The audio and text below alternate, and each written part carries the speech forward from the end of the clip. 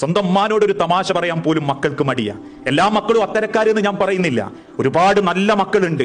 വാപ്പന്റെ ഇമ്മന്റെയും ബർക്കത്ത് കിട്ടി അവരുടെ ഏറ്റവും നല്ല വാക്കോടുകൂടി ഈ ദുനിയാവെന്ന് മക്കളാൽ സന്തോഷിച്ച് പടച്ചോന്റെ അടുത്തേക്ക് മടങ്ങിയവര്. പക്ഷേ ഇന്ന് പല മഹല്ലുകളിലും കാണാറുള്ളത് എന്താന്ന് ചോദിച്ചാൽ ആദ്യം വാപ്പയങ്ങ് മരിക്കും. അങ്ങനെയാണല്ലോ. എനിക്ക് 40 വയസ്സായി, എന്റെ ഭാര്യക്ക് 32 വയസ്സ് കഴിഞ്ഞിട്ടേ ഉള്ളൂ. ഒരുപക്ഷെ പടച്ചോൻ തീരുമാനിക്കുന്നത് പ്രായത്തിന്റെ അളവിനനുസരിച്ചാണ്. ഞാൻ മരിച്ചിട്ട് കുറച്ച് കാലം കഴിഞ്ഞിട്ടേ ചിലപ്പോൾ മരിക്കുണ്ടാവും. അള്ളാന്റെ കഥ എങ്ങനെയാണെന്ന് അറിയൂല. പക്ഷെ എനിക്കിപ്പോഴും ഉള്ള ഒരു സങ്കടം, ഞാൻ മരിച്ചു കഴിഞ്ഞാൽ എന്റെ ഭാര്യനെ ഒറ്റപ്പെടുത്തല്ലേ എന്റെ മക്കള് എന്നാ. കാരണം ദുനിയാവിൽ ഒരു പടച്ചോൻ തരുന്നതിൽ ഒരു വലിയ പരീക്ഷണം ഏകാന്തതയാ, ഒറ്റക്കുള്ള ജീവിതമാ. അതുവരെ കൂടെയുണ്ടായിരുന്ന പലരും കൂടെ ഇല്ലാതാകുമ്പോ അനുഭവിക്കുന്ന വേദനയും സങ്കടങ്ങളുമാ.